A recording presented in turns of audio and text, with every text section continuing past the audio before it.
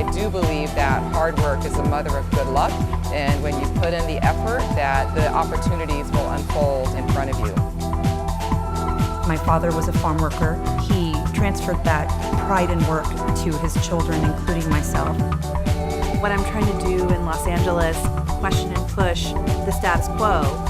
The eyes will always be on you, but once you prove you can do that job and do it better than anybody else, literally the sky's the limit.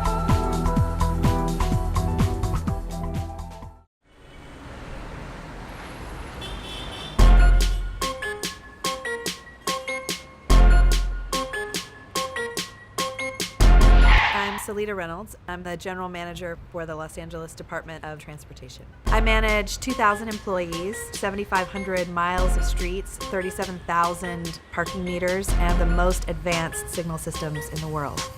What I love about my job is I get to have a direct impact in people's lives. I can change the conversation that we've been having about transportation from one that's focused on how do we move as many cars as fast as we can to how can we save as many lives and make this city great for as many people as we can. I grew up in Jackson, Mississippi, and I was a feminist, and I had my hair dyed manic panic red, and the sides were shaved, and I wore Doc Marten boots and had my nose pierced. And that was everything you can imagine it would be in Jackson, Mississippi in the 80s and 90s. What I'm trying to do in Los Angeles, question and push the status quo. I get to be close to how decisions are being made. I get to see local government. I get the chance to leave a place better than I found it. Los Angeles has so much heart. No matter what you care about, no matter what you're interested in, you can find it here.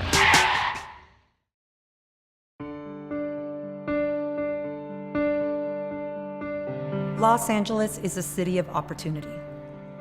This is really an incredible country where, someone like me who grew up very poor can define herself. And Los Angeles is a city where you're not necessarily defined by the circumstances that you're born into or by the detours you might hit or by mistakes you might have made. You can define yourself. You can define who you are and who you want to be. And as long as you work hard and dream big, this is a place where you can achieve that.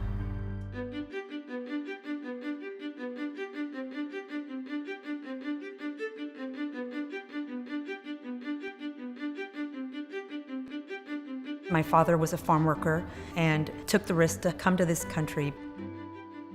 They worked really hard, toiled in the fields to give us better opportunities. And whatever he did, he took great pride in a job well done.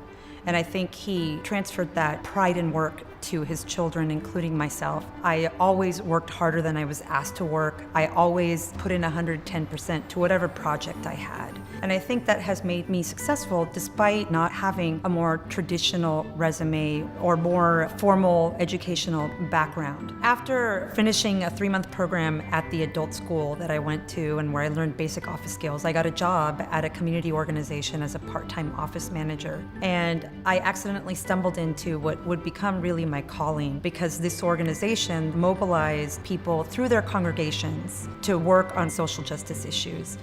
And through all of that, I also always took the time to get to know people, to develop relationships, and that I think is what ultimately led Eric Garcetti and I to cross paths.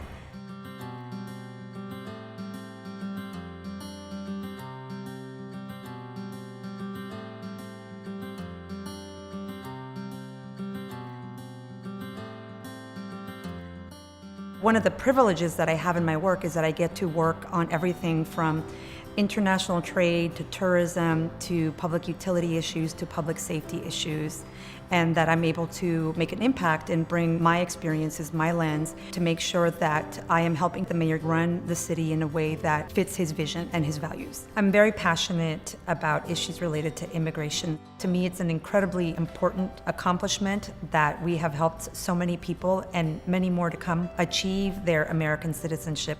I'm also tremendously proud of the role that we played in changing the face of City Hall so that it looks more like Los Angeles. There are about 280 commissioners that the mayor appoints to help him run the city of Los Angeles. And for the first time in the history of the city, 54% of those commissioners are women. And we have no all-male commissions. And that is very personally important to me, not just because women and the people of diverse backgrounds bring a unique lens to the development of policy, but also because it's important for people across Los Angeles to see people that look like them with names that sound like theirs in positions of authority. Because if you've never known what it feels like to have power, you can't imagine yourself having authority. That means something to a little girl. And while it's maybe a symbolic achievement, it's still, I think, one of the most powerful things that we've done in this administration.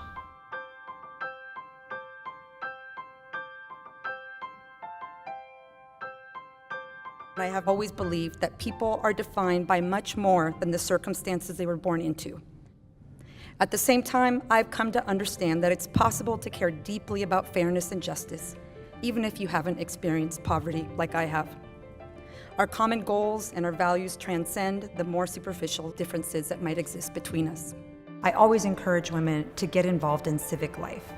Regardless of your background, regardless of your formal education, by being involved in civic life, you're learning skills that you can apply to all aspects of your life that you can use to be a successful person.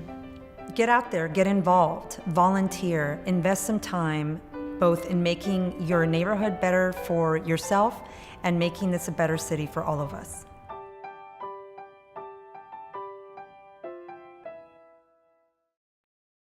My name is Kristin Crowley, and I'm the first woman fire marshal for the city of Los Angeles.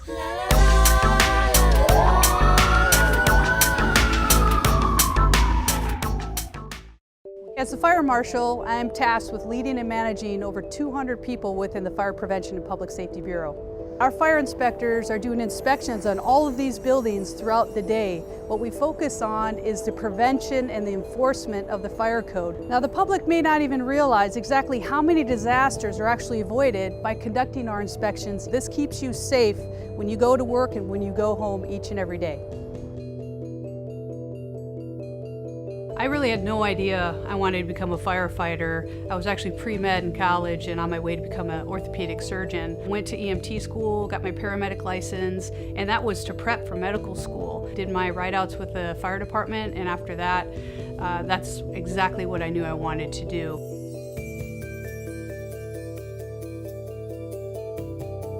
I promoted from firefighter, paramedic, engineer, fire inspector, Captain 1, Captain 2, Battalion Chief, Assistant Chief, and now Fire Marshal. All of those different steps helped develop me to who I am today and where I can sit here in the Fire Marshal's position and feel confident in my skill set.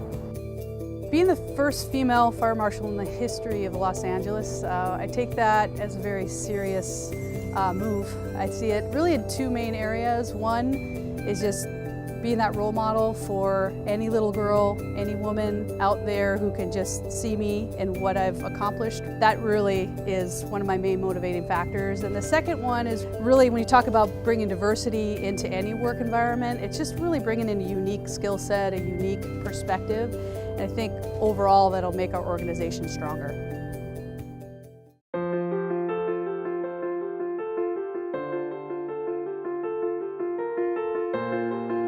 I've had the honor to run a number of our high school fire academies throughout the years, and we've touched over 1,000 LA Unified School District high school students.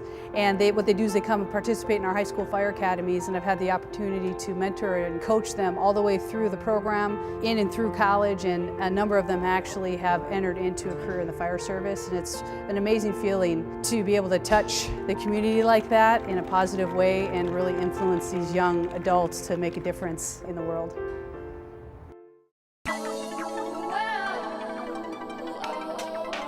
When I came on the job, I made a promise to myself, no matter what, I would never become complacent. I'd learn my job, I'd learn it well, and then I'd move on. Because once you become an expert in something, that's the time to push forward and learn a new job. The eyes will always be on you, especially as a female employee. They're on you a little bit longer, but once you prove you can do that job and do it better than anybody else, literally the sky's the limit.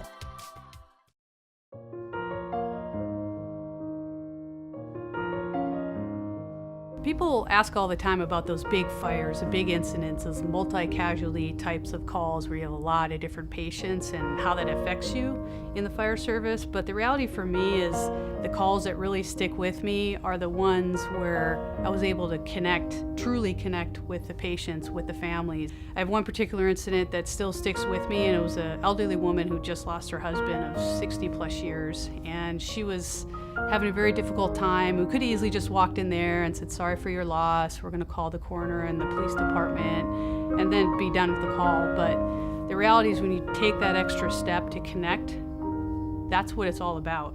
That's what we did, is I held her hand through the whole time and explained exactly what was gonna happen from this point forward and really connected with her in her time of need. And those are the types of calls that really stick and have stuck with me throughout my career.